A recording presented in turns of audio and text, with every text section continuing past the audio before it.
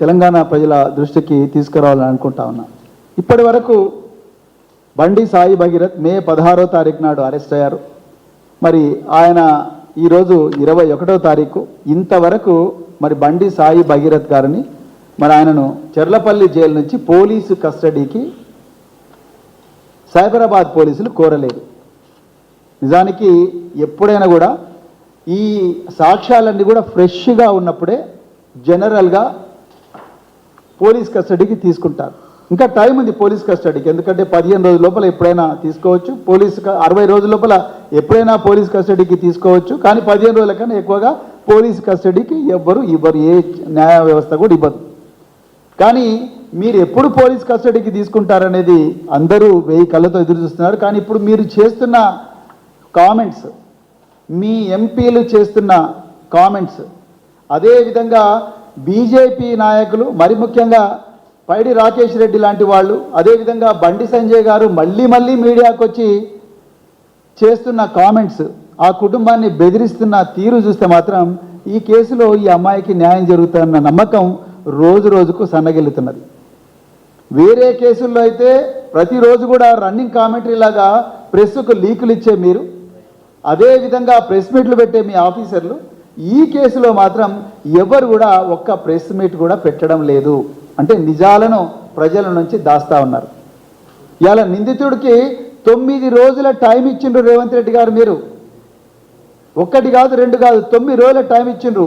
ఆయన చూపించిన mobile phone, అది మీడియాలో వచ్చిన మొబైల్ ఫోనే, మేము చూసింది మీడియాలో వచ్చిందే, ఎందుకంటే మీ పోలీస్ అధికారులు ఏం చెప్పడం లేదు. ఆయన మీకు సరెండర్ చేసిన మొబైల్ ఫోన్, ఆ మొబైల్ ఫోన్ ఆయనది కాదు అని బాధితురాలు వాళ్ళ కుటుంబం అంటా ఉన్నారు. దానికి మీ ఆన్సర్ ఏంటి? దాంట్లో సిమ్ కార్డు లేదు అని ఇంకొక న్యూస్ వచ్చింది, దానికి మీ ఆన్సర్ ఏంటి? మీరు ఏం చెప్తారు దానికి? ఇక రెండవది, పేట్ బషీరాబాద్లో అతి కష్టం మీద ఆ బాధిత కుటుంబం ఒక ఎఫ్ఐఆర్ రిజిస్టర్ చేశారు. వాళ్ళు కంప్లైంట్ చేయంగా అందులో అక్యూజ్డ్ కాలంలో, నిందితుల కాలంలో కేవలం బండి భగీరథ్ అంటే బి భగీరథ్ అండ్ అదర్స్ అని పెట్టిండ్రు. ఆ అదర్స్ ఎవరు? రేవంత్ రెడ్డి గారు మీరు చెప్పండి. మరి మేము మాట్లాడుతున్నామో మీరు పోలీసు ఉద్యోగం చేయొద్దు, ఉద్యోగం పైన తహసీల్దార్ అంటున్నావు కదా, మరి మీరు చెప్పండి. అక్యూజ్డ్ కాలంలో 7th కాలంలో బండి భగీరథ్ అనే రాశారు. మరి అదర్స్ అంటే ఎవరు? బండి భగీరథ్ అండ్ అదర్స్ అంటే ఎవరు? బండి సంజయ్ కాదా? సంగప్ప కాదా? శ్రీరామ్ కాదా? ఇంకా బండి భగీరథ్తో తిరిగిన వ్యక్తులు కాదా? ఈరోజు ఆ అమ్మాయి, ఆ మైనర్ బాలిక బండి భగీరథ్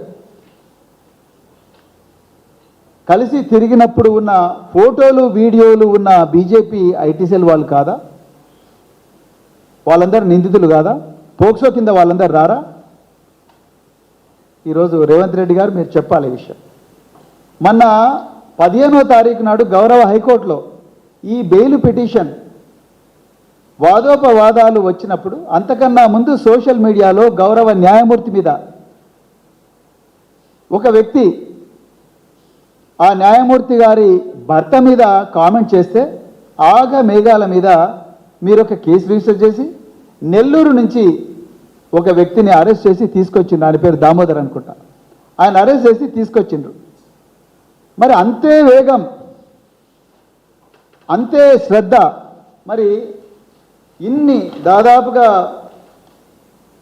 ఎన్ని social media handles, BJP social media handles, ఉదాహరణకు చదువుతాను నేను. శ్రీకృష్ణదేవరెడ్డి, హైందవ శక్తి ప్రసాద్, రవికుమార్ గౌడ్ బీజేపీ, అదేవిధంగా చోటు విష్ణుబాయ్, ఎస్ఎస్ లక్ష్మి జర్నలిస్టు, జలేందర్ బండి, విష్ణు బూరా, రాజు బాయ్, మధు పటేల్, సుధాకర్ హిందూ, తర్వాత ఓరుగంటి సత్యం గౌడ్, అదేవిధంగా భార్గవ జనసేన బీజేపీ అకుల్ జూకంటి, అదేవిధంగా ఇంకా ఎన్నో హ్యాండిల్స్ నుంచి రాజ్ కుమార్ బీజేపీ, వీర రాఘవ హిందూ, అట్లా రకరకాల బీజేపీ, విజయ్ బాబు, తెలంగాణ మీమ్స్ 2025, ఇంకా మహా టీవీ, మహా న్యూస్